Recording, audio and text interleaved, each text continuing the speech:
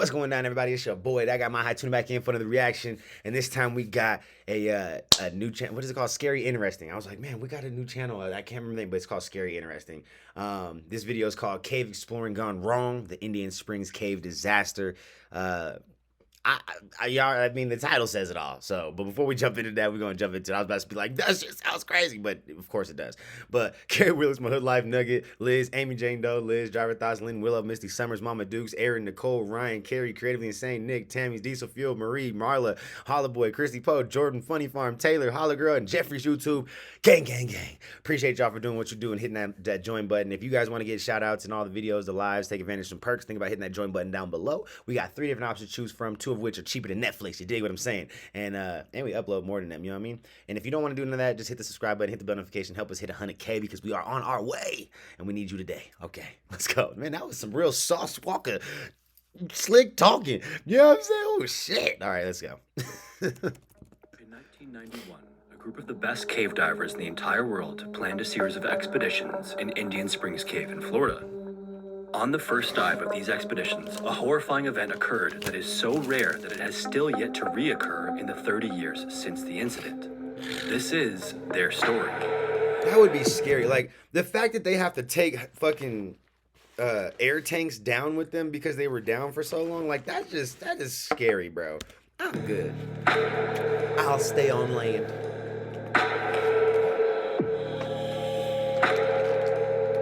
In Florida, there is an area known as the Woodville Karst Plain that stretches from Tallahassee, Florida, into the Gulf of Mexico. This 400 square mile area is known as a karst landscape and is made up of limestone and other soluble rocks. The soft limestone easily dissolves in water, so rainwater and other flowing water slowly erode the rock over time. As a result of this erosion, karst landscapes are often littered with caves, underground streams, and sinkholes under the surface, and steep rocky cliffs above ground. In fact, the Woodville Karst Plain is home to the largest underwater cave system in the entire United States. One of the surface connections into this expansive cave system is an unremarkable looking pond known as Indian Springs. Located in Wakulla County, Indian Springs leads down into the Indian Springs cave system that's at least 300 feet deep and at least 2 miles long. In 1991, as part of the Woodville Karst Plains project, a dive was planned in November that would be conducted by this team of what was at the time the most organized, sophisticated, and accomplished group of cave divers on Earth. They had already set a bunch of records for depth in a cave and time spent underwater, and this was going to be the first in a series of dives in the cave to explore some potential leads. These dives had already been planned for almost 2 years at this point, and they had even developed special decompression tables because of the extreme depth of the area that they were going to be exploring. Joining the support team was experienced diver George Irvine. This was going to be his 77th cave dive and near his 1,000th technical dive, but despite all of that experience, he was still somewhat scared of cave diving. Every time he surfaced and saw sunlight again, he was overwhelmed with relief for having made it out again. And this was going to be his first dive with the team of any significance. The system had been down for months, and so this first expedition would serve to get the rust off of all the team members. One of the 2 exploration leads, Parker Turner, had assigned everyone some task, even if it was just something contrived, just to get everyone involved. There would be 3 teams in the water that would actually enter the cave. The first team would place 1 set of gas bottles. The second team, consisting of George and another diver, was going to place a second set of bottles for the traverse. And finally would be Parker Turner and Bill Gavin to complete the exploration. Bill had been part of the initial exploration that had discovered the leads in the first place, and any remaining crew would act as support from the surface. For the type of dive that they were doing, known as technical diving, they were going to need 2 types of gas mixtures. On the traverse, they would use a mixture of nitrogen and oxygen, and then they would switch to a trimix of oxygen, helium, and nitrogen on the deepest section to mitigate nitrogen narcosis. This is a phenomenon that occurs when certain gases in regular air have a narcotic effect at high pressures. On November 17th, the teams arrived at Indian Springs and prepared to enter the water. The spring itself is a little pond in a clearing surrounded by trees. There's a boardwalk that goes down to the waterside, and there's even a little dock floating in the middle of the spring. Team 1 dipped below the pond surface and then made their way to the bottom and then to the cave entrance. Team 2 went next and made the same descent, and finally, Parker and Bill entered the water for the longest and most challenging dive of the 3 groups. That sounds fucking terrifying. Teams 1 and 2 would place all of the equipment first, and then Bill and Parker would be on their way in as the other teams were leaving. The traverse to the area where the leads were found was about 40 minutes. Then they would spend around 25 minutes exploring at 300 feet, then another 40 minutes to leave again. From the pond floor, there is a cavern that eventually turns into Indian Springs Cave. This cavern leads into a tunnel that extends for a couple hundred feet into an area known as Squaw's Restriction. The cave narrows here to a point that just a single diver and their equipment can get through at once. After that, it opens up once again to a series of winding tunnels that are made of rough yellow and white limestone. Thankfully, because of how popular the cave is, there are permanent lines fixed almost the entire length. These lines help to guide divers even in poor visibility. Bill and Parker made the long traverse through the winding tunnels until they made it successfully to a massive room known as the Wakula Room. They spent the allotted time searching around, and then at around 63 minutes, they started to make the traverse back. Unbeknownst to them, a rare and horrifying event was occurring that is one of the only like it to have ever occurred in diving history. On the way back, they picked up their nitrox bottles, and Bill checked that he had plenty of gas left in the tanks on his back. As they were doing this, Parker signaled that his underwater scooter was running slowly, so Bill tethered the two of them together and then pulled both of them using his scooter. They were only about 1,500 feet from the entrance now, so it didn't matter that this would use up his battery more quickly. Eventually, they reached a distinctive arrow marker on the line about 500 feet from the entrance. On the way in, Bill estimated that the point that they would reach that marker would be about 105 minutes into the dive, so they were perfectly on schedule. Then they made the left turn following the marker and noticed that visibility had decreased. Although they had been pretty careful on the way in, they might have still kicked up some silt, so it wasn't anything to worry about. They continued on and saw that the floor was now completely obscured by a billowing cloud of silt. Oh, bro, Thankfully, the line ran along the ceiling, and that was clear. But as they continued, visibility just kept getting worse and worse. Eventually, they had to stop using the scooter and switch to holding the line because of how bad visibility was. When they got to the area where Squaw's Restriction should have been, the line just disappeared into the sand. They started pulling on the line to pull it up out of the sand, but eventually it went so deep that they couldn't even pull it out. Right where Squaw's Restriction was, there was tons of sand and visibility was less than a foot. Bill heard Parker shout, asking what this was, and then the two of them backed up and removed their stage bottles and scooters. The stage bottles were just about empty at that point anyway, so they switched back to the tanks on their back. Whatever this was, it seemed like it was going to take a long time to figure out. In that section of the cave, there were two fixed lines, so the first thing they did was check the one that they weren't on, but it also led directly into the sand. This made no sense. They had just come through here. A little while earlier, about 5 minutes after George and his partner passed through Squaw's Restriction, the water came rushing past them and the cave bottom turned into a sandstorm. George thought that his scooter had somehow turned on and was bouncing around, bumping into things, but in reality, the decompressing divers were creating bubbles that floated up and changed the buoyancy of the rocks on the ceiling. The momentarily heavier rocks then broke away from the ceiling and plummeted down and caused a mudslide directly into the path of Squaw's Restriction, completely covering it up. By the time Bill and Parker returned, there was no longer a way out of Indian Springs. On the other side of Squaw's Restriction, Bill attached his reel to the main line and started to search around for the way out. From what he could see, although he didn't know how, it seemed to be blocked with sand and rock. But with visibility so bad, he couldn't tell what had happened or if he was even in the right place. He eventually noticed a light flow of water, so he followed that. You know how I would have panicked already, bro? I would have been panicking like, oh my God, I'm about to drown down here, bro. I would have panicked, bro. I'm anxious and got an anxiety like situation going on just listening to this story. Like, this shit sounds fucking But after searching terrifying. some more, he doubted that they were actually at Squaw's Restriction. Maybe they had made some sort of mistake on their way out.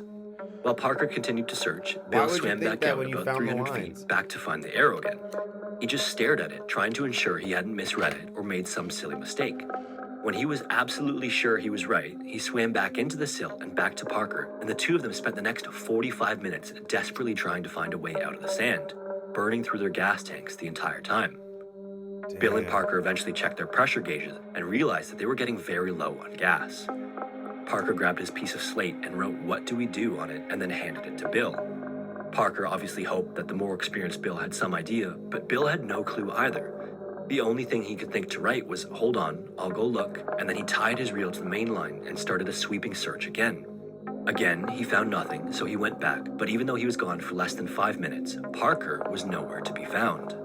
Bill grabbed his stage bottle and breathed from it for a little bit, using that time to think of a plan. Once the stage bottle was empty, all he'd have left is a few minutes of air in the tanks on his back. Damn. After 4 minutes, the stage bottle was out. Parker still wasn't back, and he was just minutes from drowning. He frantically searched again, and this time found a line attached to the main line. In his panic, he didn't understand how it got there, but he followed it anyway. Then there was a small opening in the restriction. In it was the second stage of a regulator, which again, in his state, he didn't quite register exactly what that meant. He freed the regulator and then saw a line ascending almost straight up and out of the restriction. Then, almost completely out of air, he raced up to the next set of bottles 100 feet up. Just as he was about to run out of air, he reached the next set of bottles, basically on a breath hold. But despite making it to the bottles, there was no relief. Parker was not there. These were the same bottles that Parker should have been using also. It was at that moment that Bill realized Parker had drowned. He realized that the regulator he found was Parker's, the line that he followed was Parker's, and in the poor visibility, Parker's body was probably floating around somewhere in the silt. Damn. So he just sat there waiting for support divers to find him. Up on the surface, just after the cave-in, the pieces that broke loose and the sand that was displaced caused the water from the spring to rush in and fill the space. As the water was flowing to fill the new area, the water level was actually observed by the surface crew to drop by a foot or so. Then suddenly, it stopped lowering as Squaw's restriction got blocked up with sand. The water flow had also pushed all of the silt to the other side of the restriction shortly before it was blocked. This meant that George and the other divers were in perfectly clear water all of a sudden. Still with no idea what happened, George was confused to find that his scooter was in the same place he left it. Now, you'd think that this would be concerning for the surface team to see all of the water all of a sudden drop like it did, but this is actually not uncommon. Caves and springs often raise and lower depending on the water flowing within them. The outflows are often not known, and sometimes, for whatever reason, water flows more quickly out of them, causing the water level to drop. There are even a few recorded occurrences of entire lakes disappearing entirely, only to reappear later. Lake Jackson, for example, in Florida as well, drains entirely for years at a time. What? But then George and his partner eventually noticed the silt was returning once again, and now they were starting to get really uncomfortable with the weirdness of the whole thing. The team above had already gotten out, but they were still... Bro, I would have been uncomfortable from the jump. Like, I mean, granted, he said, like, oh, you know, the divers, even with the experience, they were still nervous and all that. Like, obviously, you need to be nervous. Like, you gotta be on all your P's and Q's and shit when you're doing shit like that, bro. Like, like, even with you doing everything right, like, they had 3 dive teams, bro. 3. And, like, all that fucking preparation, 2 years of preparation and shit just meant nothing. Like, fuck 20 feet that. below the surface, but George decided that he should go down again and briefly check things out. He swam down to about 110 feet, and everything seemed to be fine from what he could see. He checked out the bottles and saw that they were still fine, but from how deep he was, he couldn't actually see the now completely remodeled Squaw's restriction. The silt that he was seeing was actually the result of the restriction reopening and all of the silt from the other side filtering back over. Thinking that everything was okay, he returned to the surface and he and his partner finally went up and out of the water, but his partner looked completely freaked out. He just seemed to have a bad feeling about the whole incident. He asked George if he had seen either of them, and George replied no, but the bottles were still there, so everything should be okay. Then another one of the support divers popped his head out of the water and was asked if everything was okay and if he had confirmed a visual contact of the pair. He confirmed that he saw Bill, and his partner confirmed that he had seen Parker and that Parker had even waved at him. The support diver then said, that wasn't Parker, that was me waving at you. Upon hearing this, George's partner immediately turned to him and said, something isn't right here, I'm going back down to check, and then dove back into the water. About 2 minutes later, he resurfaced and told George that he had found Parker's tanks hanging on the line and that he and Bill were not with the tanks. They both went down after that and tied into the line because visibility was still almost zero in that section. Then they started searching in the murky water, desperately hoping to find Parker and Bill before it was too late. At some point, George ran into someone and realized that it was Bill, and he wasn't moving. Then he noticed he was breathing, so he checked his pressure gauges to ensure he had gas, but Bill just sat there, not acknowledging George. Eventually, he pulled out his slate and passed it to him, and George realized why Bill was acting so weird. On it, it said, Parker is dead. George's heart dropped when he read the message. He just sat there for a second, staring at the slate, not registering the full meaning of the words. Fucking wild, when he snapped back into it, he realized that Bill was probably in some state of shock. He needed to ensure that he had enough to breathe for however long he'd need to decompress. He tried to communicate this to Bill, but he was clearly out of it. He couldn't get him to move, and Bill didn't seem to care if he even had enough gas to keep himself alive. Eventually, George tied a reel to where Bill was and swam to the surface to tell the others. When he surfaced, he tied to the dock and got himself together before finally saying to the others, "Parker is dead." He was barely even able to get out the words. He exclaimed to the others that someone had to go down and get him because he wasn't moving. He told them where he was and to follow his line, and within seconds, another diver had his tanks on and was getting back into the water. They eventually moved him from where he was to a better spot, where he had to stay and decompress for 4 hours because of the additional time he had spent at depth. Over that time, Bill was filled in with as much information as they could give him about what they knew, but for a while, he had no idea how much the cave had collapsed or if anyone else was missing. Thankfully, he would exit the water without physical damage from decompression sickness because they hadn't actually been quite as deep as they expected while exploring. In the meantime, George tied back into the main line and started desperately sweeping the cave, looking for his friend's body in the silt. After 9 passes, he eventually ran out of gas before finding any trace of Parker. When he exited the water, he even forgot to decompress and got minor decompression sickness as a result. By the time he finally exited, cops and dozens of other people were swarming the area. Among the crowd were other cave divers familiar to the team, suggesting that Parker may have found an air pocket or something along the cave roof. George tragically reassured them that the depth where he ran out of air would have made this impossible. The team explained to police that they didn't have enough gas to make any more attempts that day, and so they would have to return the following day after resupplying. 2 men from the group drove to Parker's house and broke the news to his wife, while the others returned to the individual who owned the compressor to refill the gas tanks. Bill's van was parked outside the house, and that's where he sat all night, collecting himself. The following morning, he emerged from the van and rejoined the group back at Indian Springs, where he laid out the plan to clear the restriction and then bring Parker out safely. But the police arrived shortly after and told the divers that they had already entered the water at 6 a.m. and retrieved the body. Ironically, it was Parker who had taught the local police how to conduct dives and how to do body recoveries. The friends he had made during that time teaching them didn't want to leave him in the water any longer. After analyzing the incident countless times, the divers think they figured out the sequence of events. Around the time Bill felt the flow of water, Parker must have felt it as well. Parker, unlike Bill, had actually found the source of the flow, which was a small hole in the restriction. Almost completely out of air, Parker decided to take his tanks off and squeeze through. He tied his safety spool into the main line and then, dragging his tanks, forced himself through the opening. After making it to the other side, he unfortunately ran out of gas and passed out around 30 feet from the decompression tanks. Damn. When he passed out, he dropped his tanks, they landed on the line down below, and then he floated to the ceiling because of the positive buoyancy of his wetsuit. It seems that by forcing himself through, he cleared the restriction even more, allowing Bill to squeeze himself through with his tanks just a few minutes later. Parker's tanks had also landed on the line, positioning it directly outside of the hole, giving Bill a perfect guide up and out to the decompression tanks. Had it not been there, Bill isn't sure that he would have made it. A delay of even a single minute meant that he might have drowned as well. That's wild, As of a paper bro. published in 2015, this is the only known cave dive death that was due to natural causes rather than human error. The effect of decompressing divers on the surrounding cave system is now a widely known phenomenon because of this incident. Unfortunately, it just wasn't well known then. Following the events of November 17th, 1991, many of the divers from the team stopped cave diving altogether. George and Bill Hell took some time yeah. off, and George almost stopped entirely as well. Eventually, they slowly returned to diving once again, and at some point, George invited Bill down to Mexico to do some cave diving. In a film about the Woodville Karst Plains project, Bill would later say, "A day has not passed that I have not thought about Parker." Yeah, If you made it man. this far, I just want to That thank you shit for is watching. fucking This is part wild. 12 of the series. Holy Cave shit, man! See, that's why I couldn't go cave exploring, bro. Like even in like without water, like caves are just like creepy as shit to me. But then you add the water element to it and shit, and it's just like that's a whole world that I just don't care to explore. You know what I'm saying? That's like going to space to me, goddamn it. Anyways, man, y'all let me know what you thought about that down in the comments below. I'll catch y'all on the next one. Peace.